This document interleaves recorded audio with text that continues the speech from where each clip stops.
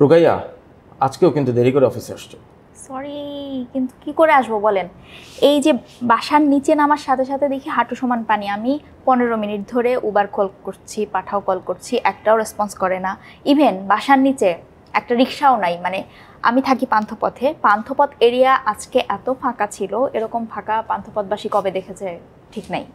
ঢাকা শহরে আমিও থাকি, পানি আমার বাসার সামনেও জমে। সারা ঢাকা শহরের মানুষই পানি নিয়েই অফিস করে, অফিসটা তো করতে হবে।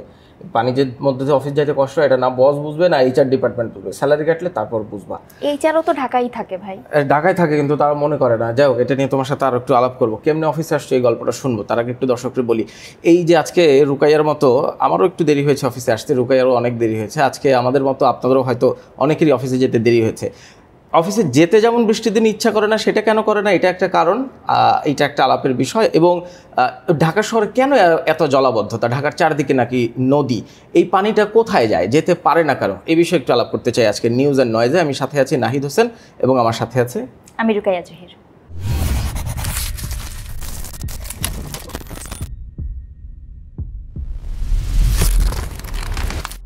এই যে আপনি বলছিলেন ঢাকা শহরে চারদিকে নদী, কিন্তু আপনি কি জানেন আমাদের নদীর সাথে সাথে 65টা খালও ছিল, এবং সেই খালগুলো আমরা ভরাট করে ফেলছি আমাদের প্রয়োজনে। এবং পানি কোথায় যাবে বলেন? না, কিন্তু আমি তো ঢাকা শহরে দেখি প্রায় ওয়াসার কাজ চলে, নানান জায়গায় কালভার্ট বসায়, এই কাজগুলো হয় না কেন? এই আপনাকে একটা কথা বলি আমি, ওয়াসার কাজের কথা বলছিলেন। গত 20 বছরে ঢাকার জলাভূমি কমেছে মাত্র 10%, কিন্তু এই কংক্রিটে আচ্ছাদিত অংশ মানে রাস্তাঘাট, দালান কোঠা, এই সমস্ত বেড়েছে হচ্ছে 15%। ওয়াসা যতই কাজ করুক, তো আমরা যদি আসলে মাটিটা ঢেকে দেই, পানিটা যাবে কোথায়? এবং তার সঙ্গে আরো একটা বিষয় আছে, এটা হচ্ছে বাংলাদেশ ইনস্টিটিউট অফ প্ল্যানার্স এর একটা গবেষণা, গত 20 বছরে 10% জলাভূমি কমে গেছে। না, কিন্তু সেটা তো একটা বিষয় আছে, কিন্তু তারপরও এই যে রাস্তা খোঁড়াখুড়ি থাকে। আমি তোমাকে একটা গবেষণার কথা বলি, এটা বছর দুয়েক আগের গবেষণা, কিন্তু সেই গবেষণায় বলতেছে যে ঢাকার সারা বছরই ঢাকার অর্ধেকের বেশি রাস্তা কাটাকুটি থাকে। এই কাটাকুটি তো নানান সংস্থা করে, সবাই তো আর শুধু পানির লাইন বসানোর জন্য করে না, কিংবা সুয়ারেজের জন্য করে না। ডিপিডিসি করে, ওয়াসা করে, ঢাকায় 21টা সেবা সংস্থা নানান গ্যাসের যারা সংযোগ দিচ্ছে তিতাস ওরা করছে। কিন্তু কাজ তো হবেই, কিন্তু এটা ঠিক হয় না কেন? কাজ ওই যে কাজ শুরু হয়, আমাদের কাজ আসলে শেষ হয় না। এই যে রবীন্দ্রনাথ ঠাকুরের একটা কথা আছে, আমরা কাজ শুরু করি, আমরা শেষ করি না। বিষয়টা ঢাকা শহরেও সেরকমই, আমরা খোঁড়াখুড়ি শুরু করি কিন্তু বর্ষার আগে আমরা শেষ করতে পারি না, যে কারণে বর্ষায় এসে জিনিসটা আসলে ওয়ার্স হয়ে যায়। 2021 সালে একটা গবেষণা করেছিল ইন্ডিপেন্ডেন্ট বিশ্ববিদ্যালয়ের শিক্ষক হাসান আহমেদ তৌফিক। ওনার গবেষণাটা তোমার হাতে আছে? উনি কি বলছিল? ওনার সঙ্গে আমার কিছুদিন আগেও কথা হয়েছে। উনি 21 সালে যে গবেষণাটা করেছিলেন এটা নিয়ে উনি আবার আপডেট কিছু করার চেষ্টা করছেন, কিন্তু এখনও উনি করতে পারেননি। তবে ওই গবেষণায় উনি দেখিয়েছেন যে পলিথিন বা প্লাস্টিক বর্জ্য, এটাও কিন্তু আমাদের অভ্যাসের কারণেই হচ্ছে। এবং এই প্লাস্টিক বর্জ্য, আমরা চা খাচ্ছি, আমরা একটা প্লাস্টিকের কাপে চা খাচ্ছি যেটা আমরা রাস্তায় ফেলে দিচ্ছি। আবার আমরা যাই করছি না কেন, জুস খাচ্ছি, চিপস খাচ্ছি, সব কিছু আমরা রাস্তায় ফেলছি। এটা যে আসলে যে সব কিছু যে সিটি কর্পোরেশনের দোষ বা ওয়াসা খোঁড়াখুড়ি করছে ওয়াসার দোষ, তা কিন্তু না। এই দোষটা কিন্তু আমাদেরও, কারণ আমরা জিনিসটা রাস্তায় ফেলছি, আমাদের অভ্যাস একদমই ভালো না। এবং আমরা সবসময় বলি যে সিটি কর্পোরেশন এসে কেন পরিষ্কার করে না। আবার সিটি কর্পোরেশনও দাবি করে যে তারা পরিষ্কার করে ঠিকই, কিন্তু তাদের পক্ষে, তাদের যে লোকবল বা জনবল আছে, তাদের পক্ষে তো ঘন্টায় ঘন্টায় পরিষ্কার করা সম্ভব না।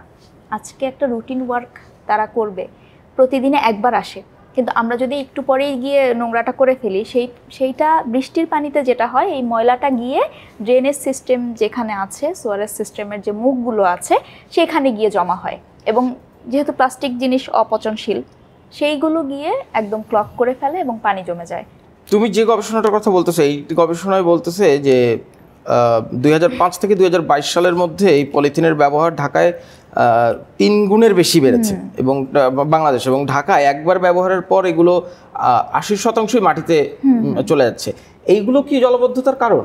এগুলো অন্যতম কারণ, তবে এগুলোই একমাত্র কারণ না। কারণ আমাদের ঢাকা শহরে যে মাটিটা, এটা হচ্ছে মধুপুর ক্লে দিয়ে তৈরি। তো যে যতটুকু মাটি আমাদের অবশিষ্ট আছে না ঢাকা অবস্থায়, মানে কংক্রিট ছাড়া অবস্থায়, সেই মাটিটাও কিন্তু পানি শোষণ করে না সব বেশি। সো এই কারণে যেটা হয় যে ওই পানিটা আসলে শোষণ করতে পারে না মাটি, এই কারণে পানিটা যেতে ধীর একটা প্রক্রিয়া চলে যায়। কখনো কখনো দেখা যায় আমরা 24 ঘন্টা বা 3 দিনও হয়েছে এরকম আমরা দেখেছি যে পানি জলাবদ্ধতা হয়ে আছে, এবং আমরা দেখেছি যে 2 বছর আগেই মারা গেছে মানুষ জলাবদ্ধতার কারণে বিদ্যুৎ স্পৃষ্ট হয়ে, যে যতটুকু পানি রাস্তায় জমেছিল এবং ওই পানিটাই ওই পানিতে বিদ্যুতের লাইন পড়েছিল এবং পানিতে পড়ে শিশু মারা যাওয়ার ঘটনা ঘটেছে চট্টগ্রামে। হ্যাঁ হ্যাঁ হ্যাঁ, সেটা তো পানিতে পড়ে, কিন্তু ঢাকায় যেটা হয়েছে যে পানির মধ্যে বিদ্যুৎ লাইন চলে গেছে এবং ওই বিদ্যুতের লাইন বিদ্যুৎ স্পৃষ্ট হয়ে মানুষ মারা গেছে। অথচ দেখো 2020 সালের একটা হিসাব, এই যে জলাবদ্ধতা কমানোর জন্য ঢাকার 2 সিটি কর্পোরেশন 5টা অর্থ বছরে 1316 কোটি টাকা খরচ করেছে, এবং এই শুধুমাত্র ঢাকা ওয়াসা খরচ করেছে 3 বছরে 100 কোটি টাকা। এই টাকাগুলো তাহলে কই গেল? মানে যদি এই যে 1316 কোটি টাকা, 100 কোটি টাকা, প্রায় 1500 কোটি টাকা খরচ, তারপরও বছরের পর বছর ধরে এইটা সহ্য করে যেতে হচ্ছে কেন? ওই যে বললাম আমাদের অভ্যাস অনেকটা দায়ী। ওয়াসা যতই চেষ্টা করুক, কিন্তু আমাদের অভ্যাস তো আসলে পাল্টায়নি। কিন্তু খোরাখুরি কি নিয়ম মেনে হয়? মানে আমি তোমাকে বলি 2019 সালে এটাও একটা বিষয় যে খোরাখুরি আসলে নিয়ম মেনে হয় না, কারণ 2019-এ ঢাকা শহরের খনন বিধিমালা তৈরি করা হয়েছে, যেখানে বর্ষাকালে সড়ক খনন বিধিমালা 2019, হ্যাঁ হ্যাঁ সড়ক খনন বিধিমালা, যেখানে বর্ষাকালে নিষেধ করা হয়েছে যে বর্ষাকালে খোরাখুরি করা যাবে না। কিন্তু আমাদের সিস্টেম একদম স্পষ্ট মাস বলা আছে, জুন জুলাই আগস্ট সেপ্টেম্বর অক্টোবরে রাস্তা খোরাকে নিরুৎসাহিত করা হয়েছে, এবং যদি এই সময় খোরাখুরি করা হয়, জলাবদ্ধতা তৈরি হয়, সেই জন্য সংশ্লিষ্ট সংস্থাকে জরিমানা করার বিধান আছে। কিন্তু এখনো পর্যন্ত এই বিধিমালায় কোনো সংস্থাকে জরিমানা করা হয়েছে বলে কি শুনছো তুমি? আমি এখন পর্যন্ত শুনি নাই, তবে দর্শক যদি শুনে থাকে তারা কিন্তু কমেন্টে জানাতে পারে। আচ্ছা, এই তথ্যের কপচানো তো অনেক হলো, একটা জিনিস বলতেই যে বলতেছিলা যে এই বৃষ্টির মধ্যে কাজ করতে ইচ্ছা করে না, কেন করে না? কাজ করতে ইচ্ছা করে না এটার একটা সায়েন্টিফিক ব্যাখ্যা আছে। যেমন এই যে বৃষ্টির মধ্যে আমাদের সূর্য ওঠে না, সূর্য না উঠলে একটু ডার্ক হয়ে থাকে, এবং আবহাওয়ার সাথে আমাদের মাইন্ড, আমাদের ব্রেইনের একটা সংযোগ রয়েছে। যেমন ন্যাশনাল স্লিপ ফাউন্ডেশনের একটা তথ্য আছে যেটা বলছে যে কম আলো ব্রেইনকে বলে যে এখন ঘুমানোর সময়, ও মেলাটোনিন নিঃসরণ বাড়িয়ে দেয়। সেই সাথে হচ্ছে স্ট্রেস হরমোন কমে যায়, স্ট্রেস হরমোন যেটা কর্টিসল, ওটা কমে যায়, এবং তখন আসলে আমাদের একটু ঘুম ঘুম ভাব, একটু আলস্য ভাব চলে আসে। তারপরে হার্ভার্ড মেডিকেল স্কুল বলছে যে বৃষ্টির যে সাউন্ডটা, এটা হচ্ছে একটা ন্যাচারাল হোয়াইট নয়েজ।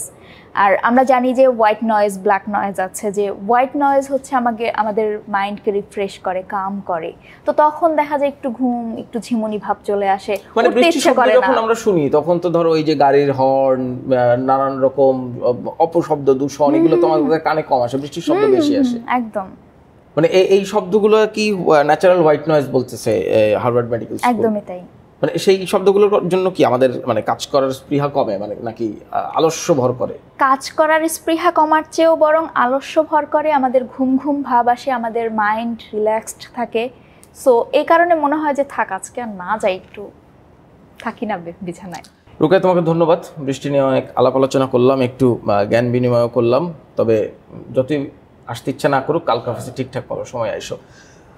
আপনাদেরও যাদের ঠিকঠাক মতো অফিসে যেতে মন চায় না এই বৃষ্টি স্নাত দিনে, কিন্তু যেতে হয়, তাদের জন্য সমবেদনা প্রকাশ করা ছাড়া আর কিছুই নেই। আমাদের মতো বৃষ্টি নিয়ে আমরা আরও হয়তো আলাপ করব অন্য কোনো বৃষ্টি স্নাত দিনে। আপনাদেরও কোনো জানার থাকলে, কিন্তু বলার থাকলে যুক্ত হন আমাদের সোশ্যাল মিডিয়া হ্যান্ডেলে, কারণ আমরা চাই কথা চলুক।